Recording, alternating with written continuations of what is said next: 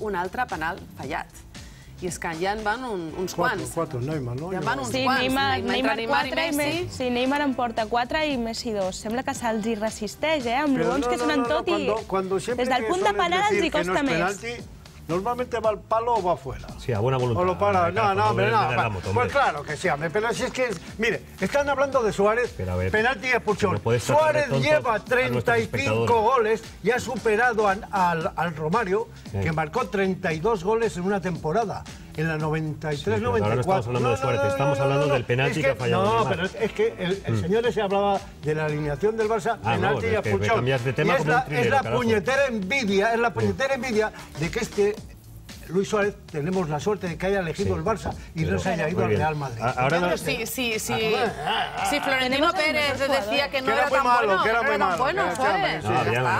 Objectivament, si analitzem la cursa per la votadora aquesta temporada, objectivament, són dades que tothom pot manegar, doncs per sobre encara té Aubameyang i a Gonzalo Higuaín, que duen 20 i 22 gols respectivament, tot i que està casant-lo pràcticament Luis Suárez, i jo reconec que és un dels millors delanters del món. No m'atreveria a afirmar tan absolutament com tu has fet que és el millor del món. I a Carazo li volia contestar, aviam, les estadístiques golejadores des del punt de penal de Messi, tots sabem que són paupèrrimes, de fet ha fallat gairebé un 20% o més, crec que un 20% dels penals que ha llançat a la seva carrera, sumant la selecció argentina i el Barça, però sembla que ara li segueix aquesta carrera Neymar amb la mania que ha agafat de llançar-los sense carrerilla, no? Aquí t'haig de donar la raó.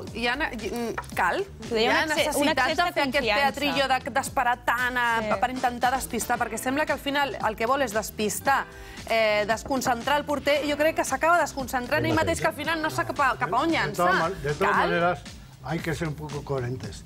La realidad es que este Barça, cuando ya llevaba 4-0, se ha dedicado a jugar arte, a hacer el fútbol espectáculo.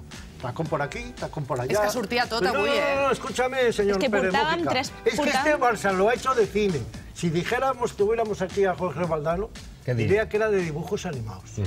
¿Entiende usted? Y esa es la realidad. Y eso es lo que le molesta a la caverna y a usted un poquito, que es... No, a mí nada, no. Tiene la mirada blanca. Tiene la mirada blanca. Eres mi amigo, Carazo, yo de verte feliz estoy feliz también. No. Es que no me molesta. Feliz yo y todos los culés, Si se pide la opinión, como comprenderás, la doy. Si te pide la opinión, es que siempre buscas el pero negativo, nunca el pero positivo.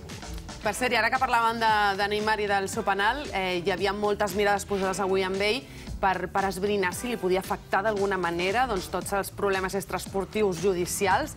És cert que la segona part potser ha estat una mica més apagadot que la primera, però... No, però com diu Luis Enrique, li ha afectat. Si el veieu afectat d'alguna manera, jo crec que no. És veritat que ha anat buscant el gol i al final no li ha acabat de sortir. I li han intentat regalar. Clar, això destacar la generositat de Messi i Luis Suárez, que volien que marqués també Neymar i al final no ho ha aconseguit, però jo tema judicial crec que li afecta, com diu Luis Enrique, 0,00001.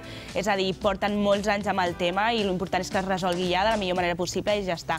Molts el que volien era veure la imatge de Neymar abatit, entrant als jutjats, i no ha estat així. Va entrar als jutjats tan feliç, amb un somriure, signant autògrafs als aficionats, fent-se fotos, així que la mar de bé. I no han aconseguit el que volien, que era veure Neymar al pou i veure'l malament i que això afectés en el seu rendiment.